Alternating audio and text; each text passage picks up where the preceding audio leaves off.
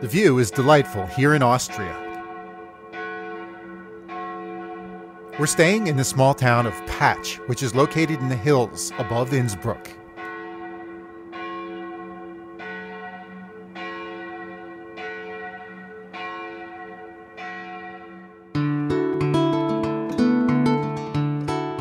This morning, we'll cross over into Germany to get a taste of Bavaria.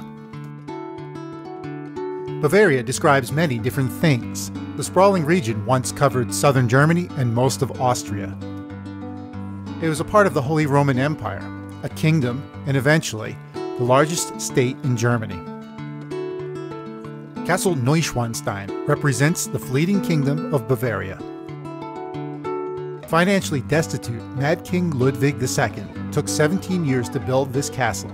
It's the inspiration for the Magic Kingdom at Disney World. The weather has taken a turn, so we've decided to stop in a nearby town of Füssen for a bite. Guten Tag. We've slipped over the border this morning to see Castle Neuschwanstein, and while here we decided to stop in the small town of Füssen for a meal and a beer. Oktoberfest is in full swing here. So how could I resist a nice malty dunkel? This is a dark beer and it's delicious. It goes perfectly with this meal. And I have to say, if you're going to eat in Germany, be ready for pork, and more pork. My wife has opted for a Dornfelder, which is a red wine that's grown mostly in this area here. And it leans a little bit more towards the light fruity reds, like a Grenache grape, I would say.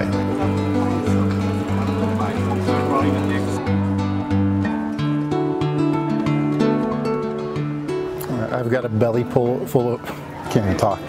I've got a stomach full of pork right now and I feel like I'm ready to fall asleep. But I'm going to try to make the best work of this plate as I possibly can. Prost! With the first half of the day spent in Germany, we're now turning around and headed back to Innsbruck, Austria. Like many European towns, Innsbruck traces its roots back to pre-Roman times. For a little over a decade, in the early 1800s, Innsbruck was actually a part of Bavaria.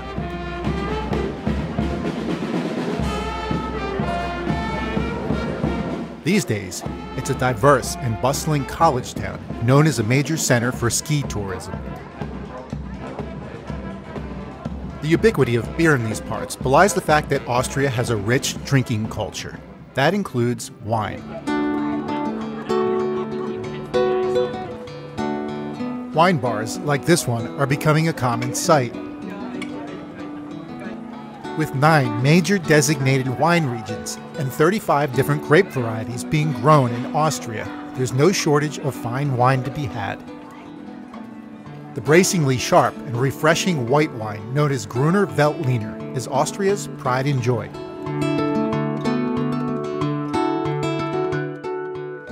But if you prefer red wines, you can reach for an Austrian Zweigelt, a Blaufränkisch, or Saint Laurent instead. After drinking all that wine, we're going to need some food, but not before picking out another bottle of wine. To go with the food, of course. Prosciutto I funghi. Wait, that probably wasn't German. Yeah. So sometimes when you travel, you just get tired of eating out, and it gets expensive a lot of times too. So we just opted for a pizza and a bottle of wine. We're going to take it home and just enjoy it in our hotel room.